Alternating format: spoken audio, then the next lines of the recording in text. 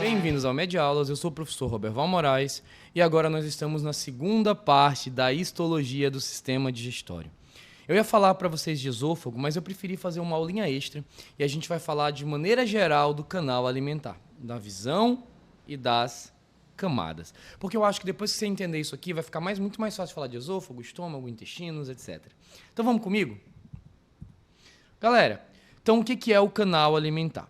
O canal alimentar ele tem várias funções. Então ele vai servir tanto para levar a ingestão, a gente vai ter lá na boca a mastigação, digestão, absorção e eliminação. Então tem várias histologias diferentes. O tubo digestório, que é as estruturas que a gente vai começar a ver a partir daqui, né, a partir da região da boca, elas têm várias camadas.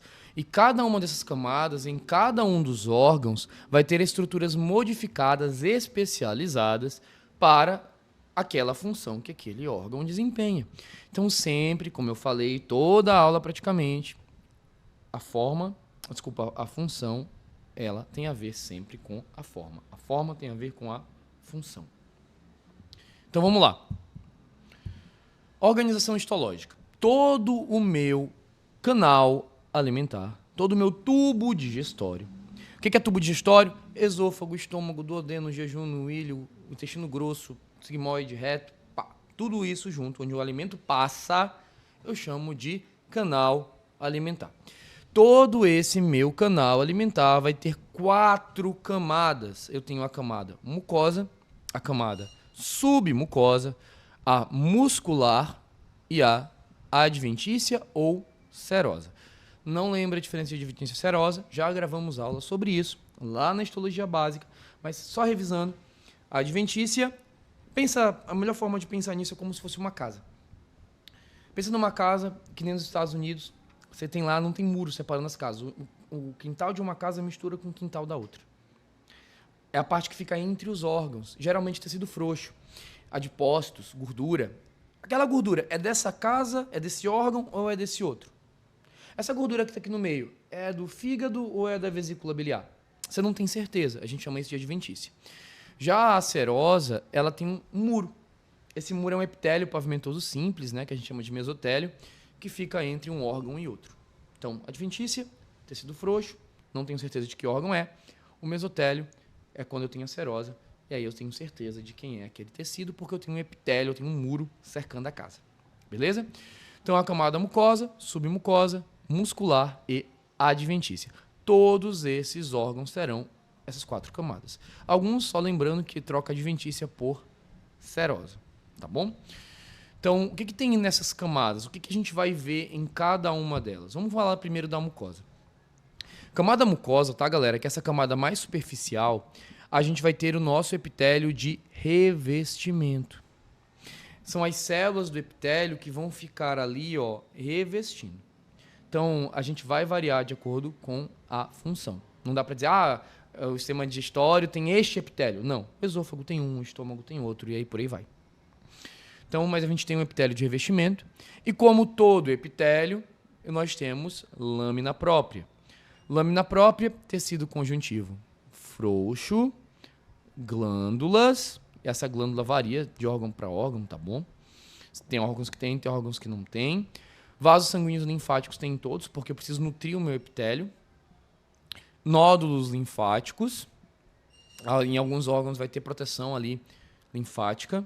Chama de malte, órgãos linfóides associados à mucosa.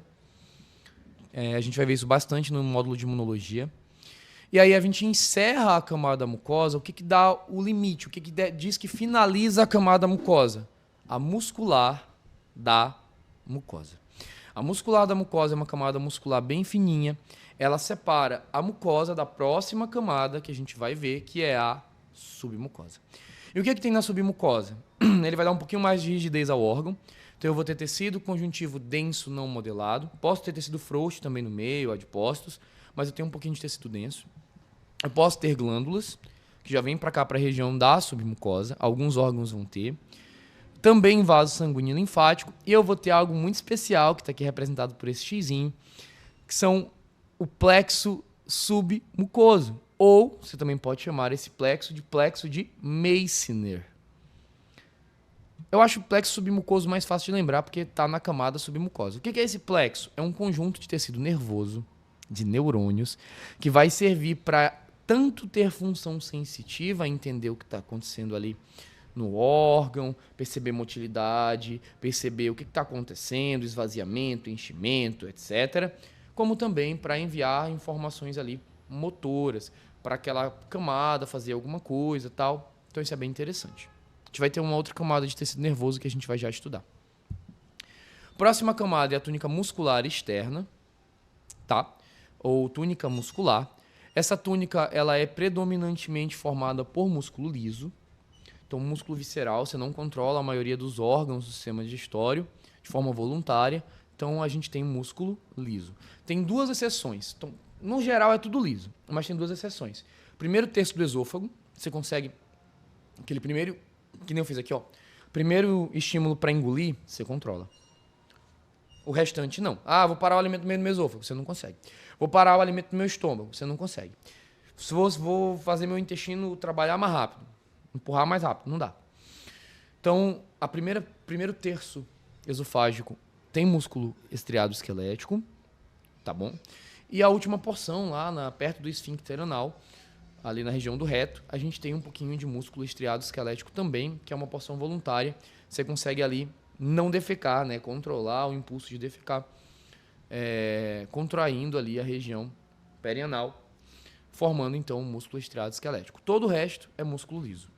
E nessa camada muscular, eu tenho o outro plexo nervoso, que eu posso chamar de plexo miomúsculo entérico do trato digestivo, plexo mioentérico, ou eu também posso chamar de plexo de Auerbach, se você quiser falar portuguesado.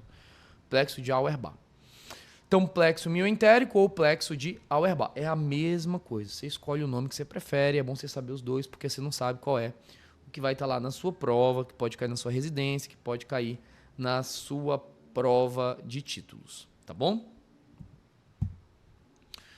Então, a gente tem aqui a última camada, que eu já comentei, a serosa ou adventícia.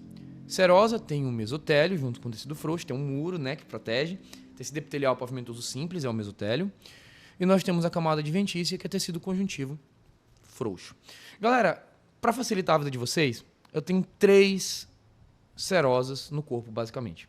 A pleura, que reveste o pulmão, o pericárdio, que reveste o coração, e o peritônio, que reveste os órgãos abdominais. Então, os órgãos do sistema digestório que são na cavidade abdominal possuem peritônio como revestimento, tem um mesotélio, tem serosa. O esôfago, por exemplo, que não está na região abdominal, está aqui na região cervical e torácica, tem a adventícia. Mas lembra, o esôfago passa ali no diafragma para chegar pertinho do estômago. Aquele pedacinho que passou do diafragma já tem serosa. Fechou? Aqui é mostrando a mesma coisa. A gente tem aqui um tubo, né, um canal alimentar, o esôfago, o estômago, o intestino, é tudo um tubo. Estou aqui mostrando as camadas que eu expliquei para vocês, bem organizado, tá, galera? Mucosa, submucosa, aqui delimitando a mucosa, né? A muscular da mucosa, submucosa, muscular externa e aqui serosa ou adventícia. Olha aqui na imagem histológica. Mucosa, submucosa, muscular, serosa. Olha que bacana, gente. E aí aqui eu trouxe para vocês, só para aprofundar um pouquinho nos plexos, né? O plexo mioentérico e o plexo submucoso, eles servem para regular as contrações peristálticas da túnica muscular, movimentar a muscular da mucosa, coordenar, né, o movimento da muscular da mucosa. Órgãos que têm glândulas, eles vão auxiliar ali na regulação da secreção dessas glândulas. Como que eles fazem tudo isso? Mecanismos neurais, hormonais e locais. Vocês sabiam que atualmente o nosso sistema nervoso ele é dividido em sistema nervoso central, periférico e mioentérico ou mioendócrino? Porque, galera, o nosso trato digestório tem muito neurônio, muito neurônio. Tanto neurônio, tanta massa neuronal que os fisiologistas estão preferindo classificar ele como um sistema nervoso à parte. Olha que interessante. E esses neurônios ficam distribuídos aqui no plexo mioentérico e no plexo submucoso. Tudo bem? Então aqui eu trouxe para você, ó, plexo mioentérico aumenta a contração tônica, intensidade de contrações rítmicas, velocidade de condução, que é o movimento peristáltico, né? Plexo submucoso, atividade secretora, absorção intestinal, muitas outras coisas interessantes. Então, essa aula ela vai ficando por aqui.